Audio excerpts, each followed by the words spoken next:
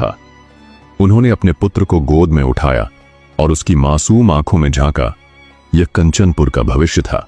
जैसे ही महल में उत्सव का शोर बढ़ा, तभी एक गंभीर समाचार ने सबको स्तब्ध कर दिया। रानी सौम्या अब इस संसार में नहीं रही। प्रसव की पीड़ा इतनी असहनीय थी कि उन्होंने अंतिम सांस लेते हुए अपने पुत्र को जन्म दिया था। राजा चंद्र प्रताप, जो कुछ क्षण पहले आनंद से भरे हुए थे, अचानक जैसे पत्थर के हो गए।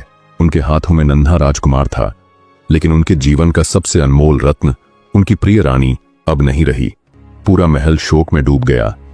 भव्य उत्सव के बीच गहरी उदासी छा गई। राजा अपने सिंहासन कक्ष में जाकर मौन बैठ गए। एक तरफ उनका उत्तराधिकारी था, तो दूसरी तरफ उनकी जीवन संगिनी का अभाव। परंतु इसी शोक के बीच एक महत्वपूर्ण प्रश्न उठने लगा। अब इस नन्हे राजकुमार का भविष्य क्या होगा? क्या राजा इस दुख से उभर पाएंगे? महल में अब भी रानी के निधन का शोक व्याप्त था। राजा चंद्र प्रताप गहरे दुख में डूबे हुए थे। वह दिन रात अपने नवजात पुत्र को देखते और उसकी मासूम आंखों में अपनी प्रिय रानी की झलक खोजते थे। लेकिन यह शोक केवल उनका व्यक्तिगत दुख नहीं था, यह पूरे कंचनपुर के भविष्य से जुड़ा था।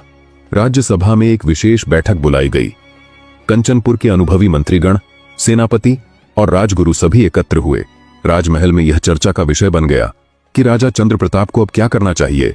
एक मंत्री ने गंभीर स्वर में कहा, महाराज, हम आपका दुख समझ सकते हैं, परंतु कंचनपुर का भविष्य भी आपके निर्णय पर निर्भर करता है। नन्हा राजकुमार अभी बहुत छोटा है, उसे मां के स्नेह की आवश्यकता है। केवल दासियों और दाइयों के सहारे वह बड़े नहीं हो सकते हैं। अन्य मंत्रियों ने भी इस बात का समर्थन किया। सेनापति सिंहवीर ने आगे बढ़कर कहा, महाराज, आप अकेले रहकर अपने मन को दुख में मत डुबोइए। जब मंत्रीगण और राजगुरु ने विवाह का प्रस्ताव रखा, तो उन्होंने क्रोधित होकर मना कर दिया। नहीं, मैं अपनी सौम्या के स्थान पर किसी और को नहीं ला सकता, यह असंभव है, उन्होंने दृढ़ स्वर में कहा। दरबार में सन्नाटा छा गया। कोई भी राजा इस दुख को अनदेखा नहीं कर सकता था, लेकिन राज्य का भविष्य भी दांव पर था। महाराज, हम आपका दुख समझते हैं, परंतु एक राजा के लिए उसका कर्तव्य सर्वोपरि होता है। आपका राजकुमार अभी बहुत छोटा है, उसे मां की ममता की आवश्यकता होगी। क्या आप यह नहीं चाहेंगे कि उसे सही मार्गदर्शन और देखभाल मिले? सेनापति सिंहवीर ने भी सहमति जताई। महाराज, यह विवाह केवल आपका निजी निर्णय नहीं है, बल्कि यह कंचनपुर के भविष्य से भी जुड़ा है। एक नन्हा उत्तराधिकारी बिना मां के स्नेह के कैसे बढ़ेगा?